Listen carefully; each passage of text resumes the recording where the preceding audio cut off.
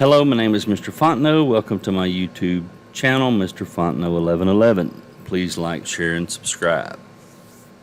In this video, I'll be calculating the AC values from the Chapter 15 Math handout, problem number 22. I start by filling in my known values from the Chapter 15 Math handout. Since this is a basic combination circuit, the first value I want to solve for is R2.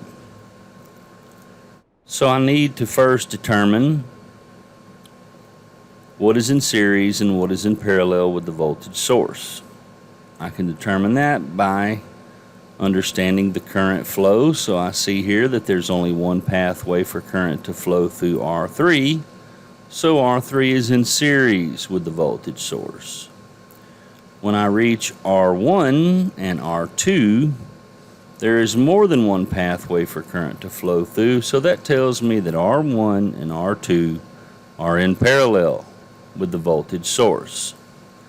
So resistors R1 and R2, I will run through the reciprocal formula to find this equivalent resistance of R12. The value of R3 I just bring over, 800 ohms. Now I have these two values in series. So I just add these two values together to get my RT value of 2.12 k ohms. So I finished my first step here, finding RT. My next step, since I have VT and RT, I can find IT using Ohm's law. 21.23 milliamps, 45 volts divided by 2.12 times 10 to the third, hit equals, hit engineering, 21.23 milliamps. And since R3 is on the main branch, all of the current, the IT, all of it must flow through R3, so that tells me that I3 will be the same value as IT. So we completed step 1 here. Now we've completed step 2. Alright, next I can find V3 using Ohm's law by saying I3 times R3. And that gives me a value of 16.98 volts. Next, I can find V1 and V2 using this equation. V1 and V2 will be the same because they are in parallel with each other, but they can't both get the full 45 volts because we've already dropped 16.98 volts here at R3. So we take that V3 and we subtract it from the VT, and that gives us the value of V1 and V2.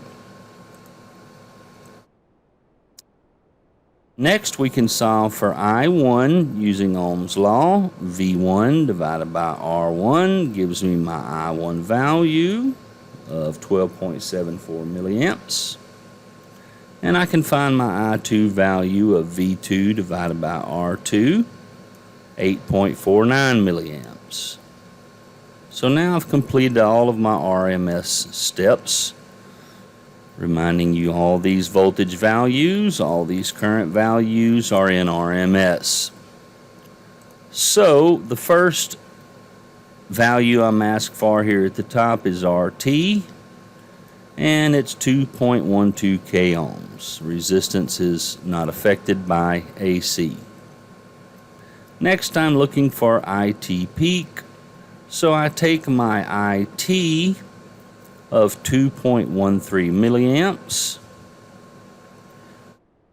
That is the RMS value times 1.414, 2.23 times 1.414, and this gives me 30.02 milliamps for IT peak. Now I need my VT peak to peak, so the first thing I have to do is take this VT RMS value and find the peak using formula number 1. So I take 45, that's the RMS value, times the 1.414. This gives me my VT peak value, and if I want peak to peak, I have to take the peak times 2, peak times 2, peak times 2, and this gives me my peak to peak value of 127.26 volts.